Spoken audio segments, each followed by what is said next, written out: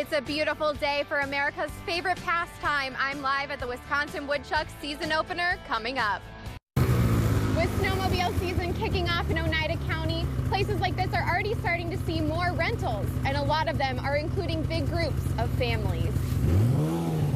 Now behind us you can actually see there's a hazmat unit that's open right now, so people are still using the supplies from the hazmat. While it is contained, that does not mean that fire crews aren't still hard at work. It's small, it's thin, but when you pull on it, it inflates, making sure that you stay afloat.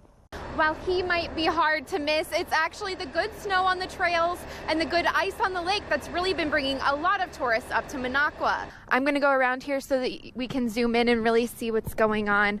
Right now you see the Wood County tactical vehicle. That's the one, that's the big one right in the back.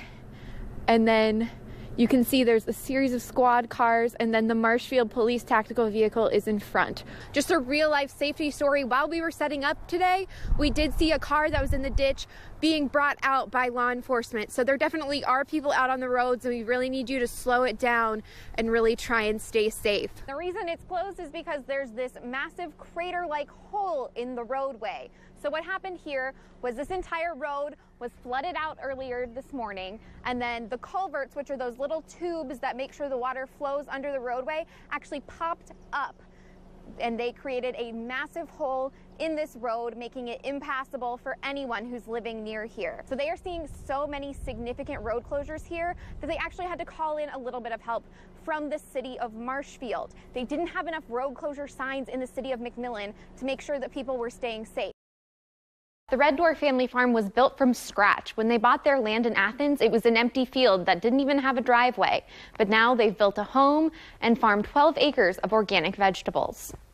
At the end of each day, Tenzin and Stacy Botsford and their 2 daughters walk the short distance from their greenhouse full of kale to the home they built in Athens. We were living in the RV the first year of farming. It's land they bought 4 years ago with the hopes of building a farm. Because they didn't grow up on one themselves, the Botsford learned as much as they could from other farmers. In Oregon, I did an apprenticeship with a vegetable farmer, and then we followed that by doing a similar thing on an animal farm. Today, their farm continues to grow, and as more questions pop up, they rely on relationships they've fostered and a more modern source. The internet, YouTube, has been huge. I don't know how anyone would be a first-generation farmer without the internet and YouTube, to be fully honest. For Tenzin and Stacy, the farm gave them a way to put down roots and do something meaningful in the community they grew up in. Being in a place where we're looking 10 and 20 and occasionally 50 years down the road in terms of planning for certain things. According to the National Young Farmers Coalition, starting a farm on the small scale is a growing trend, and the Botsfords are glad they did it. It's the kind of farm that we're on right here, which is we're growing 12 acres of vegetables, direct marketing on a small scale. That means they're regulars at community farmers markets and work with community-supported agriculture programs. What's that? Kale. In hopes that their daughters, who have grown up with the farm, will be the second generation to run the Red Door family farm. They certainly do love the farm life. Yeah. So I hope it stays that way. The Botsfords say their farm has been worth all the work they've put into it, and they love how the local farming community has embraced them throughout the process. News Channel 7's Emma Henderson spoke to those who work alongside Worthy at Souls of Honor. Emma, what'd you find out? Dale, since 2016, Souls of Honor has given more than $58,000 to area veterans in need. Many of the donors, including some of you at home, gave those funds to this man, Ron Worthy. Worthy has served as president of Souls of Honor until his service record came into question. Now, members of the organization are planning to form a new veteran support group once Souls of Honor is dissolved, and they will continue to help veterans in need in our community in the interim. As president of Souls of Honor, Ron Worthy has been a well-known man in the Wausau community for years. He's typically seen wearing this vest with a patch for combat veterans and a hat that reads 5th Special Forces Vietnam Veteran. For years, Worthy told people stories about his service during the Vietnam War and how he earned a Purple Heart and a Silver Star Award. He even made a mention of his service during one of several interviews he did with News Channel 7. It's just combat vets with other combat vets. If you got 15 people at a table and someone's telling a story, you know exactly what they're talking about. But Worthy is now being accused of never having served in Vietnam or earning those Purple Heart and Silver Star awards. A record custodian with the National Archives and Records Administration confirms that this is an accurate copy of Worthy's U.S. military service record today. That record shows that Worthy served in the Navy from July 1965 to December of 1966 at a number of naval stations across the country. It does not indicate that he ever served overseas. The record also lists the one award he received for his service, the National Defense Service Medal. But when other Souls of Honor members found out about the accusations, they were disturbed. As soon as we found out, he was taken out of the group.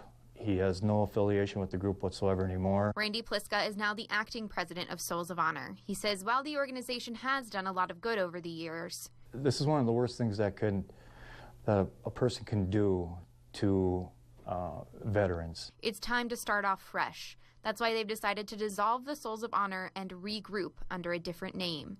And despite Worthy's actions, Pliska says the goal will still be the same, to help veterans in need. That's what we want to do. That's our main objective, is to continue on and do the good work that we've been doing. Another area veterans organization, the Man of Honor Society, has volunteered to help get the new organization started. In the meantime, we spoke to Worthy over the phone today. He said he was not available for an interview, but said that the people making these accusations are, quote, not good people, and that some of their accusations are true and some are not. We hope to get more clarification about his response tomorrow. He's the man taking the internet by storm. Snowstorm, that is. Wausau data for Patrick Schmidt is one you might recognize from these photos. But I figured it would entertain my wife, and I didn't really think much of it. We live on a little cul-de-sac. He grabbed the jean shorts, or jorts, Saturday morning because they were the first pair of pants in sight. They were the only ones there. Went downstairs, had breakfast with the family, and then I knew that I had to snowblow, and I was like, well, I can go change, or it's only like 27, so I can probably just do it with a pair of boots and gloves on. So how did this photo go viral? It's all thanks to a sneaky neighbor. I saw the truck, I'm like, what is he doing? And then I knew right away he was taking my picture, but I had no idea this was going to all happen. Patrick's family is close friends with the man who snapped the photo, who says he was just following his wife's orders. I was cooking breakfast and looked out my kitchen window to see my lovely neighbor shirtless in cut-off jean shorts. Nicole Thomas says once she stopped laughing, she sent her husband down the road in his truck to snap the photo as a joke. Nicole and Mark say they weren't surprised with Patrick's outfit since he's always playing pranks, but this particular choice in clothing might be the winner. Can you outdo this? I mean, I don't know. We'll have to see what he comes up with, I guess. While he might not be breaking out the jorts again this snowstorm, Patrick is glad he did. Nobody really wants it to be snowing this much in April, but what are you going to do? It's here. We live here. No one forced us to be here, so may as well just get out and just enjoy it, have a little fun with it. In Marathon County, Emma Henderson, News Channel 7. This is the part you're going to squeeze, okay? Okay. John Truell is learning how to bake from his mom, Patricia, in a business she hopes he can one day own and operate by himself. Yeah, I want him to run this shop by himself. Yeah. Come up with his own flavors, his own combinations. John wants to learn so he can be the boss. John, do you want to be the boss someday? Yes, I'm boss. Right now, John especially loves interacting with the customers at the cash register, opening doors, and helping them pick out flavors, peanut butter being his personal favorite. His second week working the register, he learned on his own that a dozen was 12. And I was like, that's the purpose of this shop, is to teach him those little basic things. It's been a learning experience for both Patricia and John. Thank you very much.